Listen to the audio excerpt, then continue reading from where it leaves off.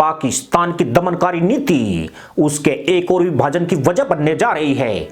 Balochistan liberation army और Balochistan nationalist army ने ऐलान कर दिया है कि अगले 2 साल के भीतर बलूचिस्तान को पाकिस्तान से आजाद करा लिया जाएगा और दुनिया के नक्शे में बलूचिस्तान एक अलग देश नजर आएगा। पाकिस्तान और बलूचों के बीच आर पार की जंग का आगाज हो चुका है। इस जंग में बलूच लड़ाके पाक फौज पर 21 साबित हो रहे हैं। साल 2022 की शुरुआत में उन्होंने पाकिस्तान पर हमले तेज कर दिए हैं और दावों के मुताबिक पाक फौज को भारी नुकसान पहुंचाया है। 25-26 जनवरी को हमले में 10 से अधिक पाक सैनिक जन्नू भेजे गए हैं, जबकि गत 3 फरवरी को नौशकी और पंजगुर अटैक में 170 पाक फौजी ढेर हुए हैं। यह भारत पाकिस्तान युद्धों के बाद पाक सेना की अब तक की सबसे बड़ी जनहानि है। इससे यह भी साबित होता है कि बलूच विद्रोहियों का सशस्त्र संघर्ष कितना ताकतवर हो गया है। वे न सिर्फ आधुनिक हथियारों और गोला बारूद से लैस है, बल्कि पूरी तरह से संगठित भी हो चुके हैं। उनके बिखरे हुए संगठनों का मर्जर हुआ है और नेतृत्व को लेकर जारी शंकाएं भी खत्म हो गई है। इससे बलूचों की आजादी की मांग ज्यादा मजबूत हुई है। साथ ही पाक फौज पर कामयाब हमलों ने उनके हौसलों को शिखर पर पहुंचा दिया है। आज जिस तरह के हमले पाकिस्तानी फौज पर हो रहे हैं, भारत के कश्मीर में मदरसा मुल्क ऐसे हमलों की परिकल्पना करता था, लेकिन बाजी उल्टी पड़ रही है। उसे भारत में ज्यादा सफलता नहीं मिली, मगर अब बलूचिस्तान में पाकिस्तान खुद खून के आंसू रो रहा है। पाकिस्तान बलूच अलगाववादी संगठनों की मजबूती के पीछे अफगानिस्तान, भारत और ईरान का हाथ बता रहा है। अमेरिका भी बलूचों की मददगार के तौर पर एंट्री कर चुका है, लेकिन पाक सरकार उसकी संलिप्तता पर बोलने से डर रही है। ईरान का जैन भी और आतंकवादी समूह खुलकर बलूचों के समर्थन में है। चीन की 64 अरब डॉलर की सीपीसी परियोजना को मटियामेट करने के लिए सीआईए बलूचिस्तान में अपना गेम शुरू कर चुकी है। अमेरिका बीएलए, बीएलएफ और बीएनए का तब समर्थन कर रहा है जबकि खुद उसने बीएलए को प्रतिबंधित किया है। जबकि बलूच विद्रोहियों तक हथियारों की खेप पहुंचने का जरिया ईरान और अफगानिस्तान की सीमाएं बनी हुई है। यहीं से उन्हें विदेशी मदद हासिल हो रही है। यानी पाकिस्तान की बैंड बजाने में बलूच विद्रोही सिर्फ एक माध्यम है।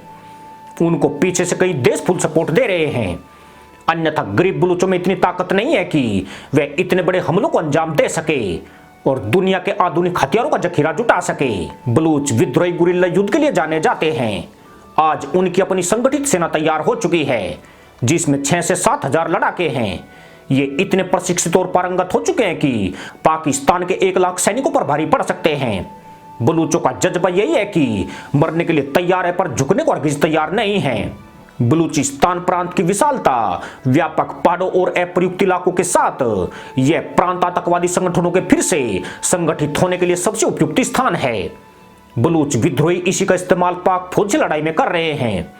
वे पाक सेना पर हमला करके इन्हीं पहाड़ों और खाइयों में चले जाते हैं, जहां उनको तलाशना बहुत ही असंभव सा काम है। विदेशी ताकतें कैसे बलूचिस्तान की जंग में कूदी है, ये अंदाजा इसी से लग जाता है कि पाक प्रधानमंत्री इमरान खान की चीन यात्रा से पहले इन हमलों की शुरुआत की गई थी। इसके बाद इमरान के चीन जाने से 1 दिन पहले पंजगुर और नौशकी में बहुत बड़ा हमला किया गया। इमरान अपने चीन दौरे पर बीजिंग को सीपीसी प्रोजेक्ट पर सुरक्षा की गारंटी देने वाले थे।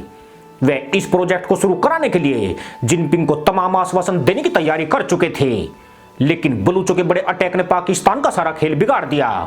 इमरान के पास ऐसा कोई तर्क नहीं बचा कि वह शी जिनपिंग को राजी कर सके। इतना ही नहीं, पाकिस्तान का 3 अरब डॉलर का कर्ज लेने का सपना भी चूर चूर हो गया। सीधी सी बात है कि यह हमले पाकिस्तानी फौज पर करके संदेश चीन को भेज दिया गया है, जिसके बाद ड्रैगन की चिंताएं भी कई गुना बढ़ गई है।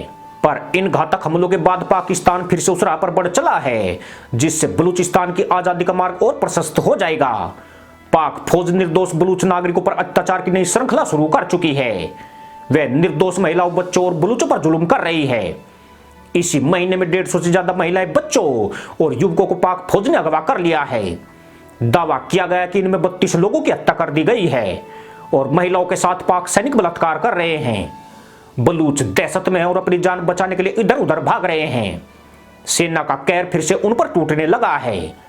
बलूचिस्तान में मीडिया को प्रतिबंधित कर दिया गया है और जहां पर पाक सेना कुकर्तों को अंजाम दे रही है, उन इलाकों में इंटरनेट बंद कर दिया गया है। यह पाकिस्तान की झुंझलाहट है, लेकिन बलूचों के लिए उनकी आजादी की इच्छा को बल दे रही है। इससे विद्रोही स्वर और अधिक प्रबल होंगे।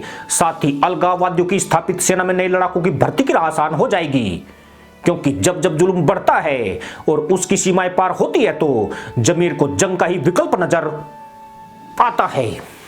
इसी के साथ अनुमति दोस्तों, जय जवान जय किसान जय हिंद वंदे मातरम।